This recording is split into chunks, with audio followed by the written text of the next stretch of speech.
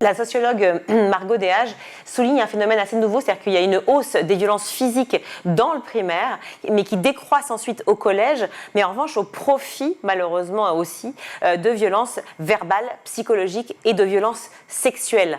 Analyse la chercheuse. Donc ça, c'est vraiment aussi des choses que l'on voit apparaître au sein des lycées, d'où les programmes d'ailleurs qui sont liés au harcèlement, effectivement, et cyberharcèlement, mais qui sont liés.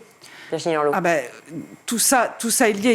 Il y a un fil rouge, évidemment, et on le voit bien en primaire, où le programme phare a été développé notamment pour éviter une montée en puissance du harcèlement et pour essayer de le circonscrire. Mais pour le coup, il y a encore évidemment du travail à faire. Les paroles se libèrent. Et là où je rejoins, c'est qu'effectivement, il y a une hausse de la violence chez les filles qui se fait entendre. Et on le voit bien, la jeune Samira qui a été agressée oui. parce que pas habillée dans les codes, avec aussi un changement de discours de la maman qui, au départ, a dit qu'effectivement, elle avait été agressée parce que elle ne répondait pas au code et elle ne correspondait pas au code, et elle a un petit peu changé de discours en disant qu'elle faisait bien ses prières, etc. Ça, on l'a pas beaucoup relevé, mais on l'a dit. Il y a eu un changement de discours. L'enquête n'est pas effectivement très claire, et on saura davantage de choses, parce que j'ai lu aussi d'autres problèmes sur, encore une fois, cette notion de réputation qui n'aurait rien à voir effectivement avec la tenue. La nécessité pour la réputation, c'est aussi d'apprendre dès le plus jeune âge à nos enfants, à nos jeunes,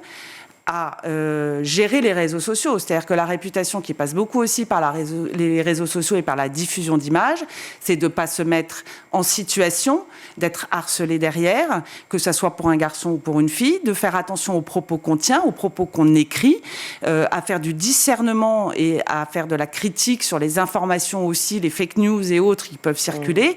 Et ça démarre à l'école et dès le plus jeune âge.